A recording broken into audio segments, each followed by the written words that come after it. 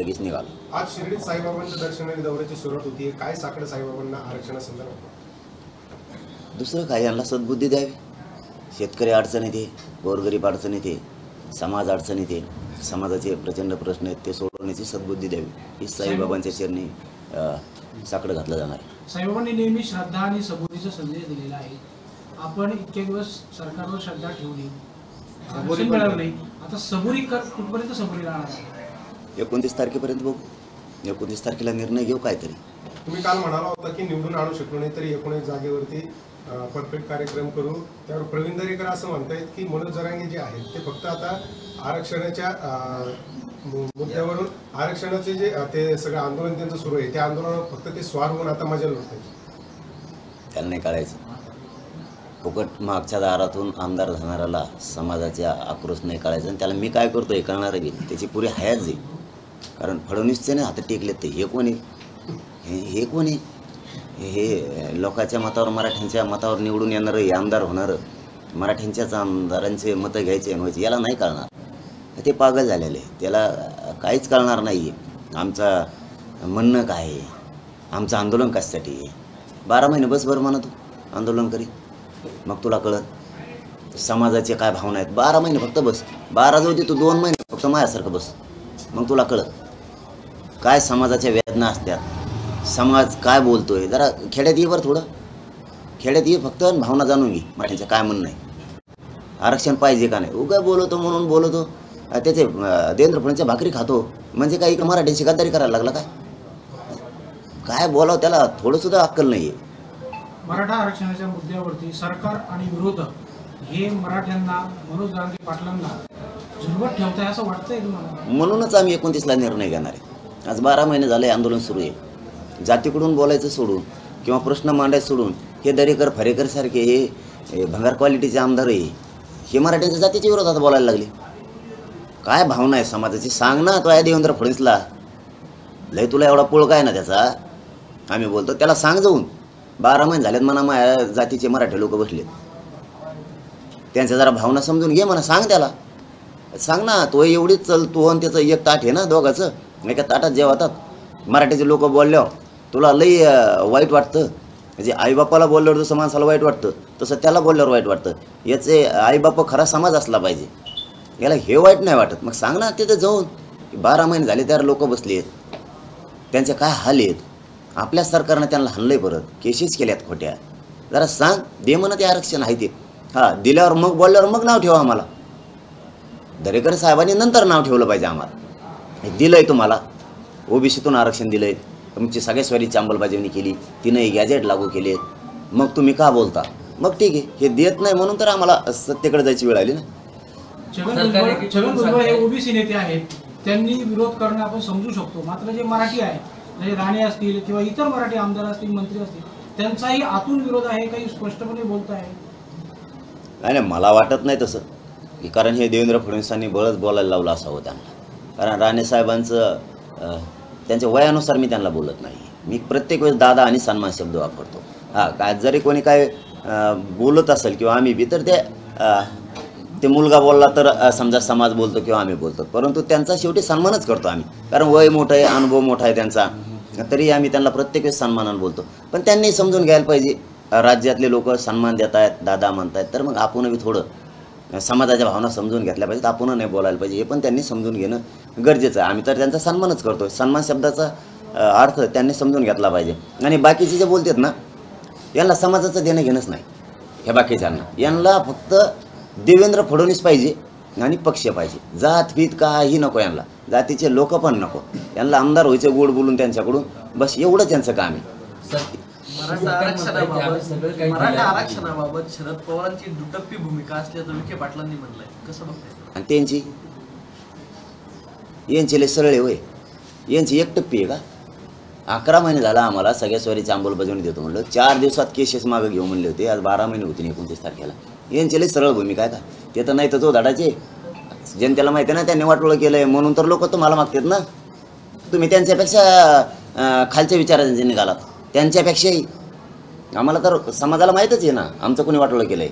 आमचं 16% आरक्षण कुठं गेलं सगळं समाजाला माहिती आहे. त्यांनी दिलं नाही म्हणून तुम्हाला द्यायचं नाही.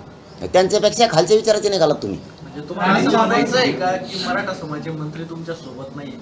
दोन्ही नाही, महाविकास आघाडी नाही, मंत्री नाही, मंत्री नाही, कोणीच नाही, सरकार नाही, कोणी नाही. यांना फक्त मराठ्यांचं वाटोळं करायचं आणि यांची पोळी यांना बाजून घ्यायची.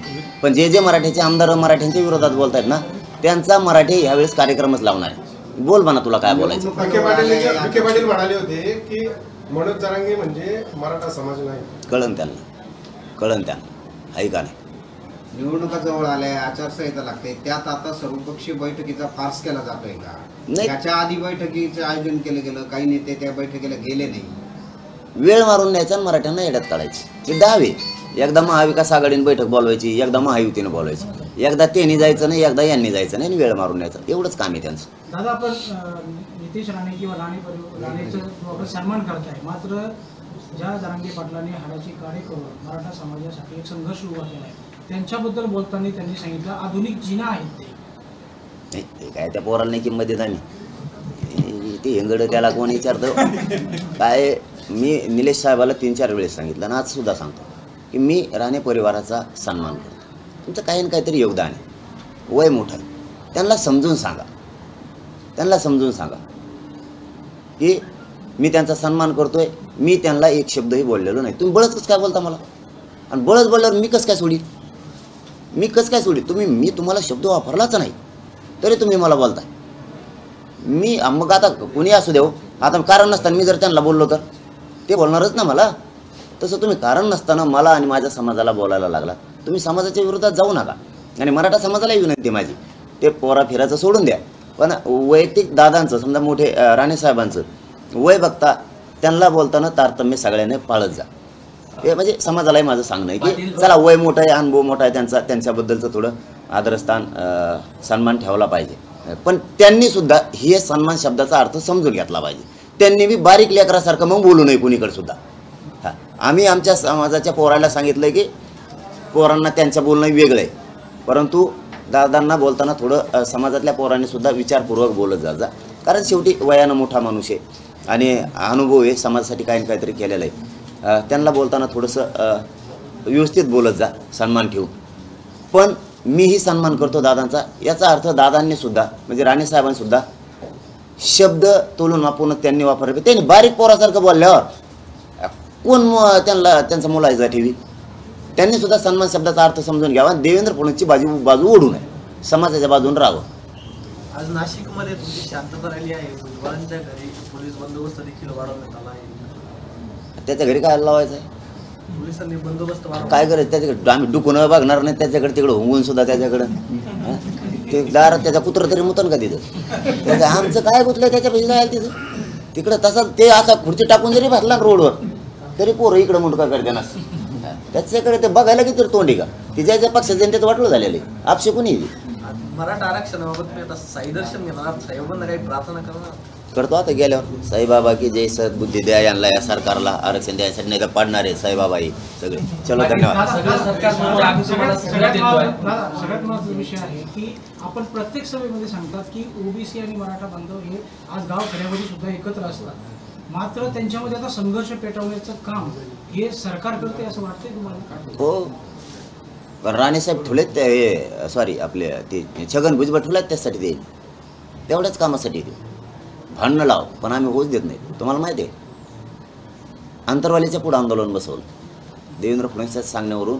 फडणवीस यांनी त्या भुजबळांनी बघा, आता आमच्या त्याचं नाव सुद्धा अंतराने इतकं चिल्लर झालं आहे. त्यांनी बसवलं, त्याला त्याच दिवशी दंगल करायची होती, आम्ही नाही होऊ दिली. परत आंतरवालीत मिरवणूक आणली त्यांनी. आंतरवालीत महाराष्ट्र काय तुला तिकडे जागत नाही का कुठं, तरी आम्ही होऊ दिलं. यांनी माझं जुनं गाव शोधून काढलं, तिथं रॅली काढली भांडणं करायसाठी. यांची रॅली किती वाजता आली? पहाटे 4 वाजता. यांचे लोक आमच्या गावात, त्या जुन्या गावात किती वाजता आले माथुरीत? रात्री 7 वाजता. इतक्या लवकर कशामुळे आले तुम्ही? आणि तिथं येऊन दगडफेक करायची काय गरज? तिथले हॉटेल फोडायची काय गरज? त्या घरावर दगड हाणायची काय गरज? यांना काय गरज होती? त्या हॉटेलमधले गोरगरिबाचे 200, 400, 500 रुपये असतील, हे घेऊन जायची काय गरज? त्यांच्यावर खरे 355चे दरोडेचे गुन्हे दाखल करायला पाहिजे होते त्या PSIने. त्या PSI मुद्दाम गेला नाही अशीही माहिती आहे मला. मुद्दाम गेला नाही, तिथं पार मराठ्याला मारलं पाहिजे म्हणून लवकर. म्हणजे किती दबाव. पोलिसांवरती, आणि पोलिसांना दबाव सुरायची काय गरज आहे? जिथं अन्याय होतं तिथं दिवस बदलत असते. त्या टायमाला आम्ही त्या PSI कडे बघितल्यावर मग जमन का त्याला? एवढं गाव आमचं अडचणीत आलं तरी ते धावून जात नाही. इतके लोक ते दगडफेक करायला लागले आणि केसेस आमच्याच लोकांवर गेल्या. वारे PSI आणि वारे गृहमंत्री, हे यांना ह्या दंगली करायच्यात आणि मला त्या होऊ द्यायच्या म्हणून ही शांतता राहिली. मराठा समाजाचा एक प्रश्न आहे दादा की उपोषणानंतर सरकारचं शिष्टमंडळ येतं, उपोषण सोडलं जातं, परत आपण दौरे करतात. आपला जो संघर्ष आहे, दौरे आहे, उपोषण आहे, हे किती काळपर्यंत जाणार? म्हणजे रिझल्ट कधी मिळणार? फक्त पेपरच चालू यायचे. आता हे बघा, शेवटी माझं तर नाविलाज आहे. मी एक समाजाचं लेकरू म्हणून प्रामाणिक लढतोय. द्यायचं माझ्या हातात नाही, लढणं माझ्या हातात. ते मी काम प्रामाणिक करतो. शेवटी काय असतं, एखादी लढाई लढताना लढायच्या अगोदर कोणालाच माहीत नसतं की ही लढाई मी जिंकणार आहे. त्याला कमीत कमी मैदानात तलवार घेऊन उतरावतं लागल. दोन्हीपैकी एक काहीतरी होईल ना. पण का प्रयत्न हरायचे? तसं 12 महिने झाले मी आणि माझा समाज लढतोय. यश देणं हे सरकारच्या हातात आहे. मुद्दाम जातीवर मराठ्यांचा द्वेष करणं हे सरकारचं काम आहे. आता ते करायला लागले आणि ते माझ्या मराठ्याला दिसलं की या सरकारला मराठ्यांचा द्वेष आहे प्रचंड. तरीही मी लढतो. माझं काम मी करतोय, माझा समाज मोठा करायचं काम मी करतोय आणि ते मी करत राहणार आहे कायमस्वरूपी. नाही दिलं तर सगळ्या जाती धर्माचे लोक एकत्र येऊन देणारे बांधणार आहेत. यांना घरी बसवणार म्हणजे बसवणार, सोडत नाहीत मराठी ह्यावेळेस यांना. शरद पवार साहेब म्हणताय की 50% पेक्षा आरक्षण वाढवणं हे केंद्र सरकारच्या हातात आहे. केंद्र सरकारने यात मध्यस्थी केली पाहिजे. आता केंद्राकडे टाकायचं का नेऊन आम्हाला? म्हणजे आणखीन 10-5 वर्ष आमच्या असेच काढी लावून टाकायची आमची पुरी. आम्ही OBC आरक्षणात आहेत. OBC आरक्षण आम्ही मागतोय आणि OBC आरक्षणाचा प्रश्न हा राज्यातही केंद्रात नाही आहे. 10% ते 50%च्या वर जे 10% आरक्षण दिले ते केंद्राचा विषय. कारण त्याची मर्यादा वाढवणं, कुटाने करणं. इथं आम्ही पहिलेच OBC देत, कुणबी आणि मराठा एकच आहे. इथं राज्यात विषय आमचा केंद्रात नाही आहे. केंद्राचा आणि आमचा काही संबंध नाही. आमचं आरक्षण इथं आहे, OBC देत, आणि कुणी किती विरोध केला तरी मी OBCतून आरक्षण घेणार आणि मराठ्याला ते देणार. मराठ्यांना पूर्वी आरक्षण होतं पाटील, त्यानंतर ह्या आरक्षण काढण्यात आलं. हा सगळा आरक्षणाचा खेळखंडोबा कुणी केला असं तुम्हाला वाटतं? सगळ्या समाजालाही माहिती आरक्षणाचा खेळखंडोबा कुणी केला. त्याच्यानंतर कोणी आरक्षणात घातले, 16% आरक्षण कुणी दिलं, का दिलं, 16%चा तर विषय पुन्हा तो तर आहेच. त्याच्यानंतर 180 ते 150 काहीतरी जाती पूर्वी घातल्या होत्या OBCनं. त्याचा आता 350-400 जाती कुणी घातल्या? ह्या झाल्या कशा? मग त्या जर त्यांच्या पोटजाती होत्या आरक्षणात नसून उपजाती होत्या तर मराठा आणि कुणबी एक नाही का? मराठ्यांची पोटजात कुणबी होत नाही का? नुसता शासनाचा एक ओळीचा GR काढणं आवश्यक आहे. फक्त शासन निर्णय करणं गरजेचं आहे. मराठा आणि कुणबी, कारण 83 क्रमांकावर कुणबी आहे. कुणबीचा आणि मराठ्यांचा व्यवसाय सारखाच आहे. जसा त्यांची एक जात OBCची घातली होती, त्याच्यानंतर अनेक जाती पोटजाती म्हणून घातल्या. व्यवसाय एक आहे म्हणून. आमचा आणि त्यांचा व्यवसाय एकच आहे ना. आमची का पोटजात होत नाही? एकदम सोपं आहे. किचकटात जायची गरज नाही. फक्त राजकीय इच्छाशक्ती लागते, ती यांची नाही आहे. म्हणून आम्ही जर सत्तेत गेलो, सगळ्या जातीच्या आरक्षणाच्या प्रश्नासह शेतकऱ्यांचे सगळे प्रश्न सगळे मार्गी लागतात. फक्त गरिबाच्या पोट्टे तिथं जाणं गरजेचं आहे. चलो बस, धन्यवाद.